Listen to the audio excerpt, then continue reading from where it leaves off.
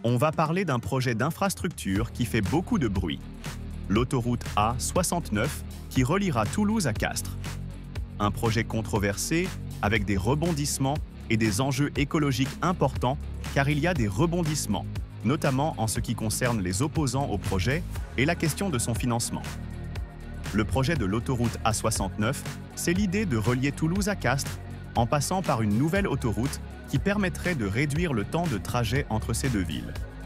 Cela pourrait vraiment booster l'économie locale et faciliter l'accès aux zones rurales.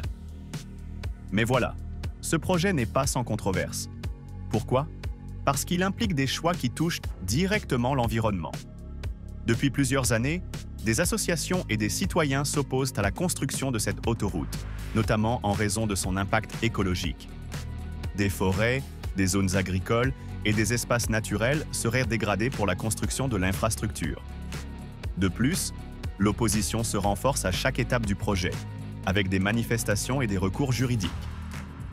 Malgré tout, l'État et les autorités locales soutiennent ce projet, arguant qu'il est crucial pour le développement économique et la sécurité des usagers de la route. Mais attention, il y a eu des rebondissements concernant le financement de l'A69. Ce projet n'est pas financé uniquement par les fonds publics.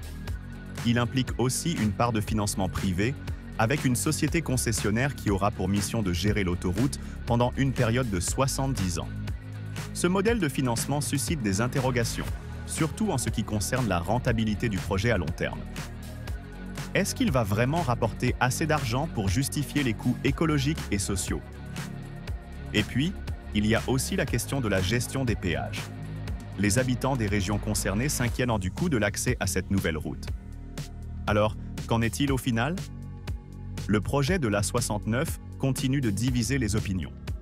D'un côté, il y a ceux qui y voient un atout pour l'économie et la sécurité des déplacements. De l'autre, il y a des préoccupations écologiques qui ne cessent de croître. Le projet est loin d'être terminé, et les discussions, comme vous l'avez vu, sont loin d'être clôturées. Et vous, qu'en pensez-vous? Faut-il vraiment construire cette autoroute ou y a-t-il des solutions alternatives plus respectueuses de l'environnement? Dites-nous ce que vous en pensez dans les commentaires. N'oubliez pas de liker et de vous abonner pour ne rien manquer de nos prochaines analyses sur des projets aussi controversés que celui-ci. À bientôt pour de nouvelles histoires qui font parler. Au revoir.